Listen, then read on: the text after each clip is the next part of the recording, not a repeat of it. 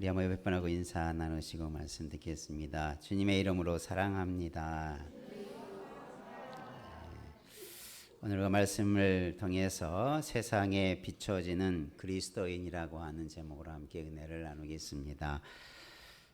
우리 그 사람이 어떤 사람인지, 그 됨됨이가 어떠한지를 평가하는 것은 참 어려운 일입니다. 겉으로 보이는 것만이 아닌 그의 내면의 생각이나 내면적인 모습까지도 우리가 알아야 그 사람을 제대로 안다라고 할 수 있고, 또 그 사람이 어떤 사람인가를 나름대로 평가할 수 있는데, 사람은 그 속을 알 수 없기 때문에 참 사람을 쉽게 판단하는 것은 때로는 참 조심해야 되고, 그래서 우리가 어떤 사람인가라고 하는 것들을 우리가 참 판단하는 것이 어려운 일 중에 하나입니다. 그래서 사람이 사람을 잘 모른다라고 할 수 있죠. 아는 것 같은데 이렇게 생활해 보면 참 모르는 것들이 참 많구나, 이런 것들을 느낄 때가 많습니다. 그러다 보니 때로는 겉으로 보이는 어떤 행동들 때문에 오해가 되기도 하고, 그 사람이 어떤 사람됨에 대해서 잘못 판단해 버리는 경우도 많이 있게 되죠.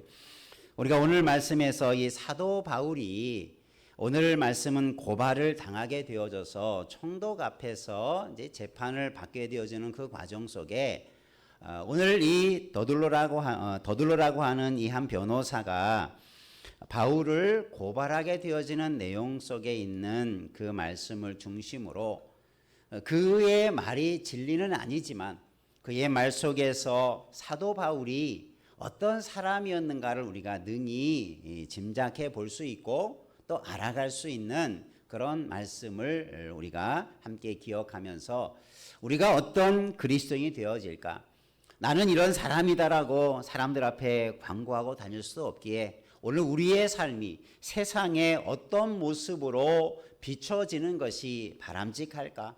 사도 바울의 모습들 속에서 오늘 우리가 세상에서 오는 우리 모든 그리스도인들이 이렇게 살아갔으면 참 좋겠다, 이런 모습으로 세상에 비춰졌으면 참 너무나 좋겠다라는 그런 마음을 품으면서 우리가 말씀을 제가 묵상해 보면서 함께 은혜를 나누고자 말씀을 준비했습니다. 우리 함께 그런 은혜가 있기를 원합니다.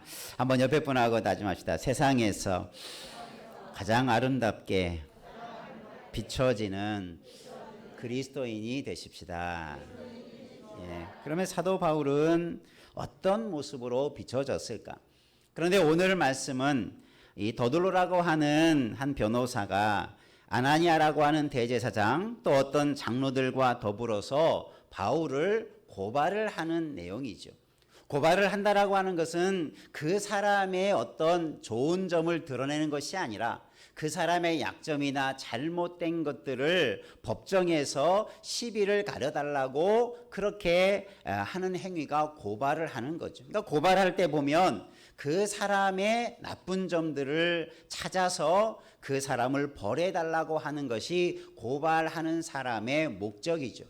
그러니까 어떤 사람에 대해서, 어떤 일에 대해서 좋게 평가하기보다는 안 좋은 것을 고발하게 되므로 처벌을 하기를 원하는 그 목적이 담겨져 있는데, 그렇기 때문에 오늘 이 변호사나 대제사장이나 또 다른 장로들과 더불어서 바울을 고발하는 이 내용은 바울에 대해서 심각한 오해와 때로는 편견과 때로는 잘못된 생각이 얼마나 위험한가라는 것을 보여주면서, 한편으로는 반대로 보면 바울이 세상 사람들 앞에 어떤 사람으로 비춰졌는가를 우리에게 또 보여주는 그런 내용이기도 합니다. 오늘도 우리가 세상 살다 보면 오해도 받고 때로는 비난도 받고 조롱도 받을 수 있지만, 우리가 무엇 때문에 그런 말을 듣기도 하고 어려움을 당하는가를 한번 바울의 삶을 되돌아보면서, 사역을 되돌아보면서 과연 나는 바울같이 살았는가, 우리가 어떻게 살았는가를 한번 우리가 바울의 삶과 비추어서 돌아보면서 더 바울을 닮아가고 바른 신앙인의 자리에 서기를 주님의 이름으로 축원합니다.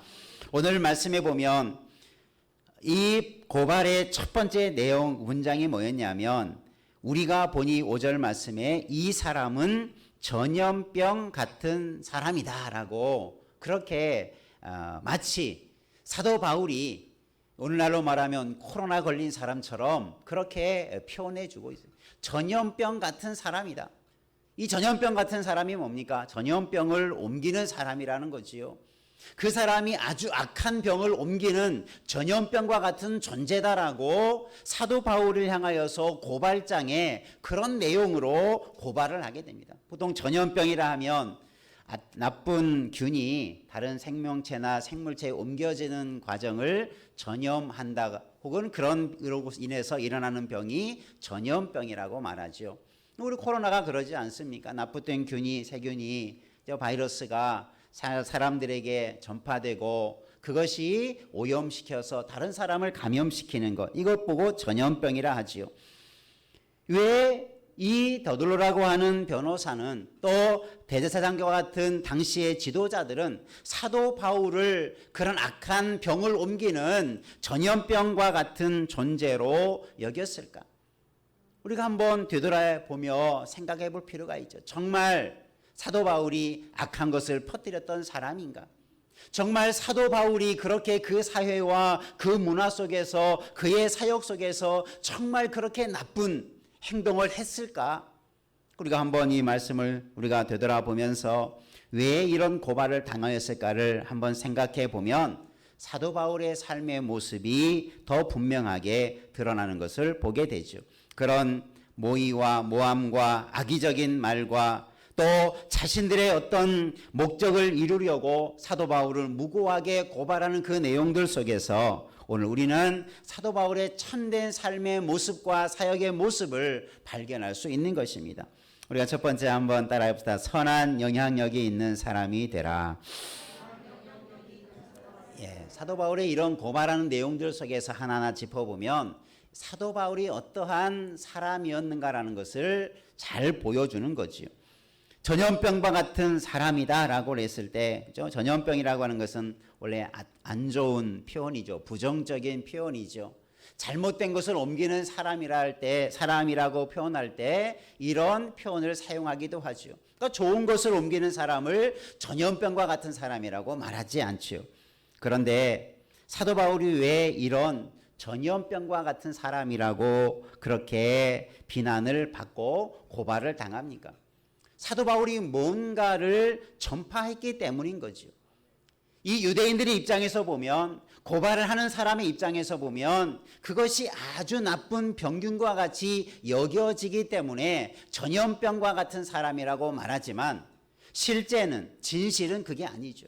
사도 바울이 전한 것이 뭐였습니까? 사도 바울이 전한 것은 그리스도 예수의 복음이었습니다.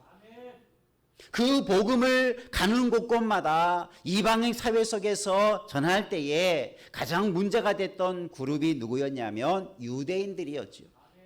이들은 율법주의에 빠져 있어서 복음과 대치되어지는, 복음만, 예수만 믿으면 구원 얻는다고 하는 이 진리를 받아들이지 못하고 자꾸 유대주의적인, 율법주의적인 그런 의를 강조하는 그런 무리들이었기 때문에 사도 바울이 행하는 복음의 전도의 내용을 그들은 잘못되었다고 판단한 거죠. 여러분, 세상 법정에서 누가 잘하고 잘못된 것을 분별할 수도 있겠지만 여러분, 우리가 한번 생각해 보십시오. 사도 바울이 전한 복음이 정말 전염병과 같이 악한 것이었는지, 정말 사도 바울이 전한 그 복음이, 예수 그리스도의 복음이 사람을 병을 걸려서 죽게 하는 전염병과 같은 것인지 아닌지 우리는 너무나 잘 알지 않습니까? 사도 바울이 전한 복음은 사람을 죽이는 그런 악한 질병이 아니라 사람을 살리는 그런 약과 같은 그런 아름다운 것이 사도 바울이 전한 복음이었다는 사실이죠. 그것을 믿지 않으니까, 그것을 받아들이지 못하니까 잘못 오해하게 되어지는 그들의 모습이 드러나게 됐죠. 그러면 오늘 우리는 진리 가운데서 무엇을 발견합니까? 사도 바울이 어떠한 사역을 했는가가 드러나게 되는 거죠. 사도 바울이 복음을 전하는 일들이 그 세상 사람들 속에서는 그 복음 전하는 일들이 많이 증거되어지니까 그것을 방해하는 자들의 모습이 이렇게 드러난다는 거지요.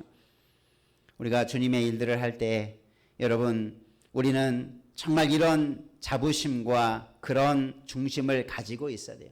한번 따라합시다. 우리가 하는 사역은 진리요, 옳은 것이요, 바른 것입니다.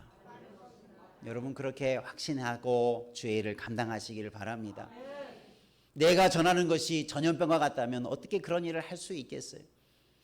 사도 바울은 자신이 생명을 걸고 했던 복음 전파의 사역이 세상에서 가장 귀한 일이요, 자신의 인생에서 가장 소중한 사명인 것을 알았기 때문에 목숨 걸고 그 일을 했던 거죠. 목숨을 걸고 그 일을 전파했던 일들을 감당했던 것입니다. 이것이 사도 바울이 고발을 당했던 진실에 가까운 일들이죠. 사도 바울이 고발을 당한 것은 악한 것을 전염시켜서가 아니라 진리를, 복음을, 사람을, 생명을 살리는 영원한 생명을 얻게 하는 가장 아름다운 일을 전파하는 일 때문에 이런 고발을 당한 것이다. 그러면 여러분, 세상 사람이 뭐라 하든, 세상 사람들이 뭐라 비난을 하든 우리도 사도 바울처럼 주님의 그 아름다운 일에 헌신할 수 있는 자 되기를 주님의 이름으로 축원합니다. 예수님께서도 마가복음에 보면 예수님의 사역을 할 때 주변의 사람들이 예수님을 향해서 이렇게 말했을 때도 있어요. 저 예수가 미쳤다. 예수님을 향하여서 미쳤다라고 그렇게 주변 사람들이 말하고 예수님은 그런 소리를 또한 들으셨어요. 사도 바울도 사도행전 26장에 가보면 또 신문을 받는 과정 속에서 총독이 그렇게 말합니다. 너희가 많은 학문이 너를 미치게 했다. 내가 말하는 것을 보니 너는 미친 사람이다. 이렇게 심지어 사도 바울도 미친 사람이라는 소리를 듣게 돼요. 예수님이 정말 그러면 미쳤고 사도 바울이 정말 미쳤습니까? 아니죠. 그것은 예수님과 사도 바울의 사역을 이해하지 못하는 자들의 판단이요, 생각이요, 그들의 말에 불과한 거지요. 그들이 미쳤다고 미친 것이 아니라, 그들이 조롱한다고 그렇게 말한다고 그대로 되는 것이 아니라, 그것이 얼마나 잘못되었는가를 우리는 알고, 우리는 깨닫고, 그래서 우리는 사람의 말이 아닌 하나님이 나를 어떻게 인정해 주시는가. 하나님은 예수님의 사역을 가장 영광스러운 사역으로 인정해 주십니다. 사도 바울의 사역을 하나님께서는 가장 복되고 아름다운 사명을 감당한 자로 인정해 주실 것입니다. 이것이 하나님께서 우리에게 말씀하시고 우리를 판단하시고 우리를 그렇게 말씀해 주신다면 여러분, 누구의 말이 더 정확하겠습니까? 여러분, 우리는 하나님 앞에서 판단을 받는 자 되기를 주님의 이름으로 축원합니다. 우리 노예나 교회에서 종종 교회 문제 이런 개인적인 일로 인해서 노예 안에, 총회 안에 이런 재판이 열리는 경우가 종종 있습니다. 어떤 시비를, 어떤 것을 잘 가름해 달라고 하는 일들이 어떤 분쟁이나 어려움이 있을 때 종종 일어나요. 물론 그 말씀을 통해서 이것이 잘 됐고 이것이 못 됐고 그래서 시비를 잘 가려서 바르게 교회를 세워가는 하나의 원리가 노회나 총회에도 존재하고 있어요. 근데 총회나 노회에서 한 가지 권고하는 내용이 뭐냐면 교회 안의 문제, 신앙적인 문제를 가지고 세상 법정에 고소 고발하는 일들은 하지 말도록 그렇게 권고하고 있어요. 왜냐하면 교회 일을 세상 법정에서 판단하는 것은 교회 그 자체고, 그죠? 얼마나 수치스러운 일이라는 거죠. 하나님을 믿는 사람이 세상의 법정 앞에 교회의 일을 다스려 달라고 맡기는 그 자체가 교회의 교권이 무너지는, 교회의 어떤 그런 바른 것들을 세워가는 데 있어서 교회가 바르지 못한 것들이다. 그래서 교회 안에, 노예 안에, 총회 안에 그런 재판국을 설치해서 교회의 문제는 교회 안에서 다스리도록 하는 것을 그렇게 권고하고 있어요. 그것은 바른 원리라고 볼 수 있는 거죠. 사도 바울이 세상 법정에서 세상의 판사가, 검사가 그를 아무리 지탄하고 그에 대해서 어떤 판결을 내린다 할지라도 예수님께서도 빌라도의 법정에서 아무 죄 없으셨지만 어떤 판결을 받으셨습니까? 그를 십자가에 죽이라고 하는 판결을 받으셨지 않습니까? 세상의 생각은, 세상 사람들의 판단은 하나님의 깊은 것을 알지 못해요. 오늘 우리가 영적으로 살아가는 삶의 깊은 것들은 세상 사람들이 때로는 모르는 것들이 얼마나 많은지 몰라요. 그러니까 여러분, 세상 사람들로부터 인정받으려고 하는 것보다 먼저 우리가 그래서 힘써야 할 것은 하나님께 인정받으려는 바른 신앙을 경주하기를 주님의 이름으로 축원합니다. 사도 바울은 미쳤다라는 소리를 듣고 예수님께서도 그런 소리를 들으셨고, 사도 바울은 또 예수님도 고발을 당하고 세상 법정에서 서서 그런 무고한 그런 판단을 받으셨음에도 불구하고 그는 바른 일, 우리가 볼 때 그것은 가장 의로운 일에 속한 일이 되지 않았습니까? 오늘 우리는 세상을 두려워하지 말고 우리가 마땅히 해야 될 일을 감당하는 자 되기를 주님의 이름으로 축원합니다. 세상 사람들이 볼 때는 미친 자 소리라는 들을 때, 물론 미치다라고 하는 이 헬라어의 단어는 매니아라고 하는 그런 단어입니다. 단어의 원어입니다. 우리가 마니아라고 하면 어떻습니까? 어떤 일에 심취된 사람, 어떤 일에 중독된 사람, 어떤 일에 그냥 정말 열심히 하는 사람을 마니아라고 이렇게 영어적으로 표현하지 않습니까? 여러분, 우리는 그 말에가 미쳤다는 의미가 아니라 이 사람은 정말 복음에 심취된 사람이구나. 바울을 판단할 때 미쳤다라는 표현을 쓰고 있지만 진리에 가까운 건 뭡니까? 바울은 정말 복음에 미친 자다. 복음에 심취되어진 자다. 그리고 그 일을 위해서 자신의 온 생애를 바친 사람이다. 이들이 고발하는 내용은 우리에게 그것이 드러나지 않습니까? 바울이 그렇게 살았구나. 바울이 복음을 위해서 살아갈 때 세상으로부터 저런 비난도 받고 조롱을 받을지라도 그것이 하나님 앞에 올 때는 온전한 사명을 감당하는 사람이었구나. 우리는 그렇게 인정하지 않습니까? 사도 베드로도 서신서를 통해서 이렇게 말합니다. 한번 우리도 한번 따라합시다. 너희가 어떠한 사람이 되어야 마땅하냐. 사도 베드로가 그렇게 묻습니다. 너희가 어떠한 사람이 되어야 마땅하냐. 사도 베드로가 이 서신서를 쓸 때 많은 교회들이, 성도들이 어려움을 당하고 있었어요. 그 어려운 시대 속에서 우리 믿음의 사람이라면, 주님을 섬기는 사람이라면 핍박과 고난 앞에서 어떠한 사람으로 살아가는 것이 마땅하냐, 이것을 지금 물어보는 거예요. 그냥 아무 일도 없는데 내가 어떤 사람이 돼야 마땅하냐, 이런 문제가 아니고 죽음과 환난과 핍박 앞에서 우리가 어떠한 사람으로 서야 되는가, 어떠한 삶의 모습으로 살아야 되는가를 반문해 보는 거지요. 여러분, 오늘 우리 스스로 한번 물어보시길 바랍니다. 나는 어떠한 사람으로 살아가고 있는가? 내가 마땅히 어떻게 살아야 되는지를 알고 사도 바울처럼 살아가고 있는가? 순전한 믿음의 사람처럼 우리는 살아가고 있는가? 한번 우리 자신의 반문해 보며 우리가 어떠한 사람이 되어야 마땅한지를 다시 한번 돌아보고 우리가 바른 길을 갔기를 다시 한번 주님의 이름으로 축원합니다. 사도 바울이 미쳤다는 소리를 들었을 때 사도 바울은 하나님 보실 때는 너는 지금 바른 사명을 잘 감당하고 있다. 내게 맡겨준 사명을 너는 정말 잘 감당하고 있어서 세상 사람들로부터 그런 소리를 듣고 있다. 사도 바울은 아마 그런 격려와 위로를 받았을 것입니다. 그래서 담대하게 그런 삶을 향하여서 나아가는 거예요. 여러분, 오늘 우리가 이 시대에 어떠한 사람이 되어야 될 것인가? 사도 바울이 들었던 말처럼 미친 사람 혹은 전염병 같은 사람이라고 듣는 말이 세상 사람들에게는 표현이지만 우리는 그것을 더 좋은 의미로 우리가 받아들인다면 내가 복음의 열정을 가지고 내가 복음을 위해서 헌신하는 사람으로 나도 바울처럼 한번 주님을 위해서 그런 소리 한번 들어보는 것이 영광스러운 신앙인의 모습이지 않겠습니까? 그냥 세상 사람들이 착하다 좋다 그런 소리 듣는 것보다 때로는 세상 사람들로부터는 좋은 소리는 듣지 못하지만 우리가 주님이 보실 때에는 참 잘했다, 참 수고했다, 참 바른 길을 가고 있다라고 하는 인정과 칭찬을 받는 영광스러운 믿음의 일꾼 되기를 주님의 이름으로 축원합니다. 그들이 볼 때는, 세상 사람 볼 때는 사도 바울이 악한 잘못된 것을 퍼뜨린다고 생각했지만 주님이 볼 때는 선한 영향력을, 아름다운 복음을 전파하는데 사도 바울이 얼마나 헌신했는가를 보여주는 것이 이 고발한 내용의 분명한 의미라고 볼 수 있죠.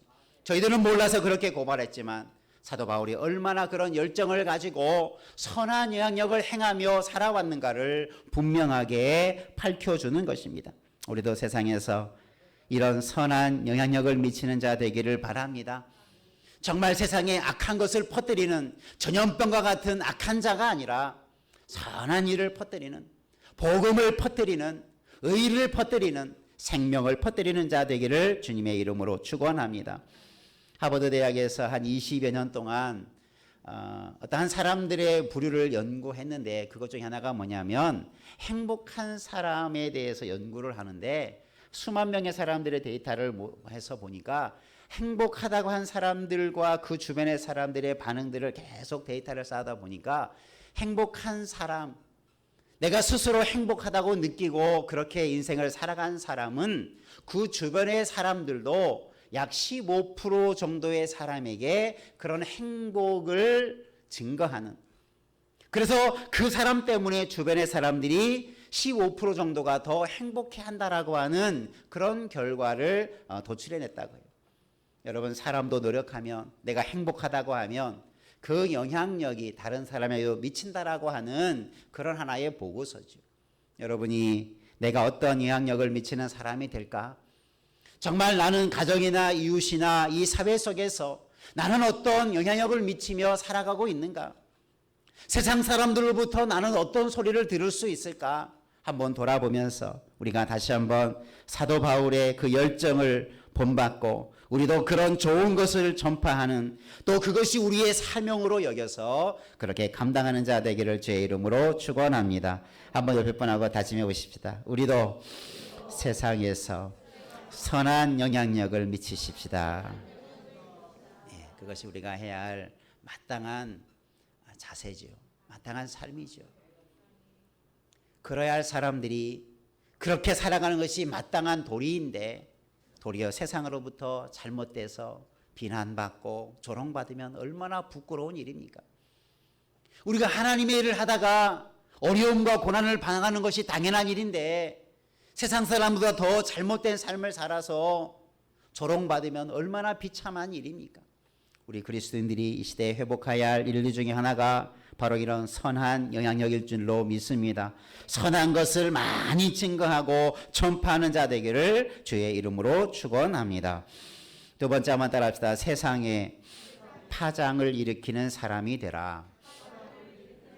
예, 바울을 고발하는 사람들이 5절 말씀에 보면 야, 이 사람은, 이 바울은 천하에 흩어진 유대인을 다 소요하게 하는 사람이다. 이 소요라고 하는 말은 폭동을 일으키는 것, 혹은 분쟁을 일으키는 것, 혹은 반란을 일으키는 것, 혹은 논쟁을 막 일으키는 것, 그래서 사람들 사이에 막 혼란하게 만드는 것을 만드는 사람을 소요하게 하는 사람이라고 말하고 있어요. 그러니까 폭동을 일으키는 사람이다. 사도 바울이 온 천하의 유대인들에게 이런 소요를 일으켰다라고 말하는 것은 유대인들이 다 바울을 한결같이 고발하죠. 고소하죠. 왜 그렇습니까? 사도 바울이 전하는 복음이 자신들이 그동안 믿고 왔던 율법과 대치되어진다고 생각해요. 율법을 무시한다고 생각해요. 그러니까 복음에 대한 심각한 오해였지요. 우리가 그래서 갈라디아서나 로마서나 또 많은 서신서에 보면 율법과 복음에 대한 말씀을 잘 설명해 가고 있어요. 사도 바울이. 사도 바울은 율법을 무시한 게 아니라 복음을 정확하게 선포한 거예요. 그리고 그 복음 안에서 율법이 가지고 있는 의미가 무엇이고 하나님께서 왜 우리에게 율법을 주었는지를 복음을 빛을 통해서 더 정확하게 알려주는데, 복음을 믿지 않고 복음을 인정하지 않고 율법만 믿고 있는 유대인들 입장에서 보면 그것이 잘못되게 해석이 되어져 가는 거죠. 그래서 많은 오해를 유대인들에게, 유대주의자들에게 일으켰던 것이죠. 그러니까 그들이 진리를 잘 모르니까 진리를 오해하게 되었던 거죠. 그러니까 그것을 우리가 이해해 본다면, 그래서 이 변호사가 사도 바울이 그런 행위들을 유대인의 입장에서 저 바울은 유대인들을 소요하게 하는 사람이 되고 말았다라고, 그 폭동을 일으키는 사람, 당시 로마법에 있어서 폭동을 일으키는 것은 가장 중한 범죄 중에 하나였어요. 나라를 치안을 잘 다스리는 것이 총독이 해야 될 가장 중요한 일인데, 유대인들이 막 소요가 일어나고 폭동이 일어나면 그 정치를 하고 있는 총독의 입장에서 보면 아주 불안한 상황이 되는 거죠. 그래서 그런 사람을 처형하고 그런 사람을 잡아다가 옥에 가두는 일들을 많이 했던 이유가 뭐냐면, 나라를 그 다스리고 있는 지역을 잘 평화롭게 유지하는 것이 로마의 지도자들의 가장 큰 덕목이었죠. 그런데 이들이 고발할 때 사도 바울을 그렇게 고발하면 사도 바울이 붙잡혀 갈 것이다. 왜냐하면 실제적으로 많은 유대인들이 소유하고 있었기 때문에.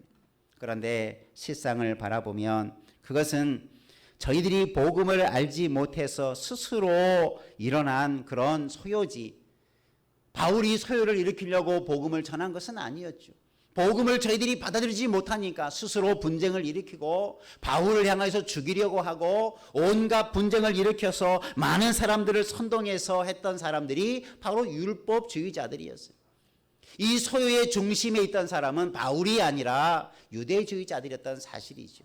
그런데 그것을 교묘하게 속여서 거꾸로 바울이 소유하게 하는 사람이다라고 오히려 바울을 고발하게 되죠.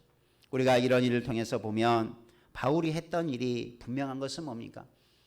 그동안에는 복음을 몰랐던 사람들에게 복음을 전하니, 그죠? 그것이 그들에게는 하나의 큰 충격으로 다가오지요. 진리를 몰랐던 사람에게 진리를 알게 하니 그것을 알지 못했던 사람들의 삶의 모습이 얼마나 큰 충격으로 다가옵니까? 여러분, 문화 충격이라는 것이 있어요. 예를 들면 이런 후진국이나 이런 좀 열악한 문화적인 환경 속에 산 사람이 선진국에 가 보면 그 세계가 아주 신세계 같은, 그리고 거기가 사는 사람들의 모습을 보면 자기가 살아왔던 삶의 환경과 문화와 전혀 다른 것을 보면 큰 충격을 받는다. 그것을 문화 충격이라고 합니다. 예를 들면 여러분도 우리가 어릴 적에 시골 살다가 서울 가보면 야, 이게 무슨 나라인가 싶을 정도, 그게 뭐냐면 바로 문화 충격의 하나의 일환이죠. 사도 바울이 전한 복음이 유대 사회에 큰 충격으로 다가왔어요. 야, 복음이 이런 것이냐? 그동안 율법이 단 줄 알았는데 율법보다 더 뛰어난 복음을 전했을 때에 유대주의자들이 그것을 받아들인 것이 아니라 그것을 거부하죠. 그러나 많은 유대인들이 아닌, 물론 유대인 중에서도 복음을 받아들인 자들이 있었죠. 많은 이방인들과 많은 사람들이 그 복음을 받아들이면서 큰 충격에 휩싸이게 되죠. 여러분, 오늘 우리는 그냥 평안하게 살아가는 것이 좋은 게 아닙니다. 잘못된 것들은 충격을 통해서라도 깨닫게 해야 돼요. 알게 해야 돼요. 사도 바울은 그런 의미에서 충격을 던진 자예요. 파장을 일으킨 사람이에요. 그래서 그 진리를 모르는 사람들에게서 고발을 당하는 자가 되었지만, 돌이켜보면 이 복음의 파장이 얼마나 큰 위력을 일으키는가, 그것을 실감해서 보여주는 것이 사도행전과 서신서의 내용들이지 않습니까? 우리가 이것을 볼 때 보면 사도 바울은 사람들을 복음을 통해서 큰 충격과 파장을 일으킨 사람이구나. 그래서 그 복음의 파장 때문에 많은 사람들이 주께로 돌아오고 교회가 세워져 가고 많은 사람들이 회개하는 역사들이 일어나지 않았습니까? 그런 것들을 이해하지 못하니까 사도 바울을 소롭게 하는, 소란케 하는 사람이라고 그렇게 말하지만, 우리가 진리 가운데서 사도 바울의 사역을 바라보면 그는 세상의 진리를 가지고 진리를 알지 못하는 세상 속에 진리를 던짐으로 그 파장을 일으킨 사람이고, 그 파장으로 말미암아 많은 사람들이 주께로 돌아오게 하는 일들을 감당했던 사람이었다. 얼마나 아름다운 사역입니까? 여러분도 이런 파장을 일으키는 사람 되기를 축원합니다. 옆에 분하고 한번 다짐합시다. 세상에 파장을 일으키는 자 되시기를 바랍니다. 그 파장이 그동안 죄를 죄인 줄도 모르는 사람들에게, 말씀도 모르고 자기들이 잘 살았다라고 생각하는 사람들에게 복음의 파장을 통해서 아, 내가 잘못 살았구나. 이 길이 바른 길이구나. 이것이 생명의 길이구나. 이런 파장을 던질 수 있는 자 되기를 주의 이름으로 축원합니다. 사도 바울의 사역은 그런 일들을 해왔다는 거예요. 그것을 오해하니까 소욕해 하는 사람이라고 했지만 실제적으로 누구보다도 더 큰 능력을 행했던 사람이 사도 바울이요. 예수님도 그러했지 않았습니까? 예수님 사역도 유대 사회 속에 큰 파장을 일으켜요. 기적과 이적과 능력을 통해서 예수님께서 하시는 천국 복음의 사역이 얼마나 그 사회를 때로는 혼란에 빠지게 했습니까? 그러나 그 혼란은 진리 가운데 돌아오게 하시는 주님의 역사였던 거죠. 복음의 역사였던 거죠. 우리도 우리 교회가 우리의 성도들이 세상에서 그런 능력 있는 역할을 감당하는 귀한 사역이 있기를 바라면서 우리가 그런 일들을 감당하기를 축복합니다. 세 번째 한번 따라합시다. 주의 일에 앞선 사람이 되라. 예, 오늘 고발하는 내용 중에서 보면 이 바울이 누구냐? 나사렛 이단의 우두머리다. 이제는 사도 바울을 향하여서 이제 마지막으로 뭐라고 말하면 이 사람은 나사렛이라고 하는 이단의 우두머리다. 나사렛이라는 것은 나사렛 예수 그리스도의 복음을 전한 예수님을 향하여서 나사렛 예수라는 그런 별명이 붙었지요. 그러니까 나사렛이라는 조그만 동네인데, 그러니까 여기서 나사렛 이단이라는 겁니까? 저 조그만 동네에서 일어난 어떤 사람의 생각이나 사상이 그런 가르침을 따르는 이단, 저 조그만 사람들이 외치는 그런 이단의 앞잡이가 되었다. 그러니까 예수님의 복음의 운동을 조그만한 동네에 작은 것으로 치부하며 고발하고 있죠. 그러나 실상은 나사렛에서 일어났던 예수 그리스도의 복음의 운동이 온 천하에 복음이 증거되는 역사가 있은 줄 믿으시길 바랍니다. 온 세상에 구원을 주시는 역사가 이 나사렛 예수 그리스도를 통해서 일어난 거예요. 그것을 모르니까 작은 것처럼 여겨지고 심지어 이단이라고까지 말하는 그들의 아주 지혜롭지 못하고 어리석은 모습을 보여주게 되는 거지요. 그렇게 말한 나사렛 이단의 사도 바울이 뭐라고 한 겁니까? 우두머리다. 우두머리라는 것은 수장이라는 거죠. 제일 앞선 자라는 거죠. 제일 선봉에 서 있는 사람이라는 거죠. 그래서 소란을 일으키고 우두머리는 이 바울을 처단해 달라는 것이 고발의 핵심 내용이죠. 여러분, 사도 바울이 전한 것은, 또 사도 바울이 했던 일들은 이단의 우두머리가 아니라 진리의 앞장선자 된 줄 믿으시길 바랍니다. 우두머리가 된다는 것은 머리가 된다는 거죠. 여러분, 우리가 기도할 때도 종종 그렇겠죠. 우리가 머리가 되고 꼬리가 되지 말라고 그렇게 종종 기도하지 않습니까? 과연 어떤 머리가 돼야 되겠습니까? 세상에서 잘 되고 세상에서 인정받는 그런 머리가 아니라, 그런 우두머리가 아니라, 여러분, 주님의 일에 우두머리 되기를 주의 이름으로 축원합니다. 앞장서는 자 되기를 축원합니다. 사도 바울은 실제적으로 이단의 우두머리가 아니라 복음을 위해서 특별히 이방인의 사도로 가장 앞장섰던 사역의 일꾼이었습니다. 여러분, 그것을 그 고발하는 내용을 보면 인정해 주는 거죠. 야, 사도 바울이 얼마나 앞장서서 일했으면 이방 사람들도 이단의 우두머리라고 그렇게 인정함을 받게 되어지는 하나의 모습인 거죠.